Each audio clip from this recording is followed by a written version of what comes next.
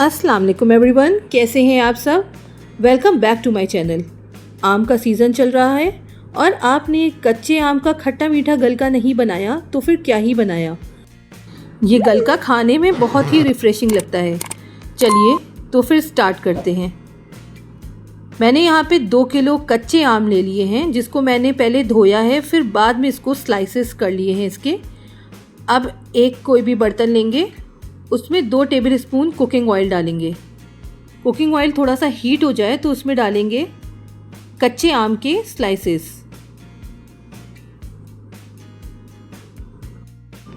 अब उसमें जाएंगे कुछ पाउडर्ड मसाले, जैसे 1 चम्मच हल्दी पाउडर, 1 चम्मच लाल मिर्च पाउडर, ये रेगुलर लाल मिर्च है, ये डाल देंगे, और 1 चम्मच नमक। नमक और मिर्च आप अपने टेस्ट के अकॉर्डिंग रख लीजिएगा। किसी को ज़्यादा तीखा पसंद होता है, किसी को नहीं होता है। अब सारे मसालों को आम के साथ अच्छे से कोट कर लेंगे। अब उसको ढक के 10 to 15 मिनट्स के लिए गलने तक के पकाएंगे। ये आम देखिए अच्छे से गल चुके हैं, ऑलमोस्ट 90% तक के ये कुक हो जाते हैं, गल जाते हैं। अब इसमें डालेंगे ड्राई रोस्ट और क्रश करा हुआ सौंफ धनिया जीरे का पाउडर, थोड़ा सा रेड फूड कलर, 2 चम्मच चाट मसाला और 1 चम्मच कलौंजी। ये सारे मसालों को हम आम में मिला देंगे।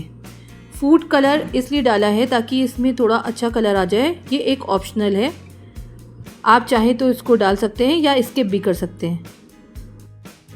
सब मसालों को आम के साथ अच्छे से 3-4 मिनट के लिए भूनें ताकि एक अच्छी सी कोटिंग आ जाए इसमें।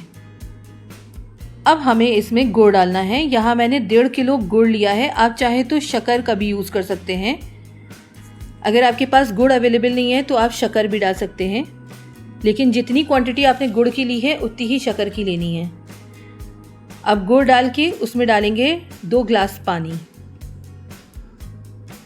पानी डालने के बाद उसको हाई फ्लेम में पकने के लिए रख देंगे ताकि इसमें बहुत अच्छा सा बॉईल आ जाए। बस इतना ध्यान रखिएगा कि आम जब गलने लगे 90% गल जाए तभी आप गुड़ डालें, नहीं तो आम देर से गलेंगे। ये देखिए कितने अच्छे से बॉईल आ गया है, लेकिन इसमें अभी थोड़ा सा पानी है, तो अभी हमें इसके पानी को थोड़ा सा और सुखाना है। 5 to 10 मिनट्स के लिए आप इसको खोल के पकाएं ताकि इसका पानी भी सूख जाए। ये देखिए आम भी अच्छे से गल चुके हैं। ये मैं आपको तोड़ के भी दिखा देती हूँ। देखिए कितने सॉफ्ट हो गए हैं, बिल्कुल अच्छे से टूटे जा रहे हैं। हमें गलके को ना ज़्यादा सुखाना है ना ज़्यादा ही इसमें पानी रहने देना है, बस इसी कंसिस्टेंसी में रखना है। बस लास्ट स्टेप ये करना है, इसमें 2 टीस्पून विनेगर डाल के 1-2 मिनट के लिए और पकाना है ताकि ये अच्छे से इसमें डिज़ोल्व हो जाए, क्योंकि विनेगर एक प्रिजर्वेटिव का काम करता है जो कि महीनों तक के इस गलके को ठीक रखेगा। लेकिन आपको इसे फ्रिज में स्टोर करना है। अगर आप इसको रूम टेम्परेचर में रखेंगे तो ये 2-4 दिन से ज़्यादा नहीं चलेगा, क्योंकि इसमें पानी ऐड हुआ हुआ है। तो लीजिए ये बन के रेडी हो गया कच्चे आम का खट्टा मीठा गलका, जिसको आप कच्चे आम की खट्टी मीठी चटनी भी कह सकते हैं। सबसे मज़ेदार बात यह है कि ये किसी भी डिश के साथ चला जाता है, इसके टेस्ट को बढ़ा देता है। और अगर आपके पास कुछ खाने के लिए नहीं है तो आप इसको पराठे के साथ भी खा सकते हैं, जो कि बहुत ही मज़ेदार लगता है। इसको बच्चे बड़े सभी बहुत इन्जॉय करके खाते हैं। एक बार आप इस मेथड से अपने घर में ज़रूर ट्राई करिएगा।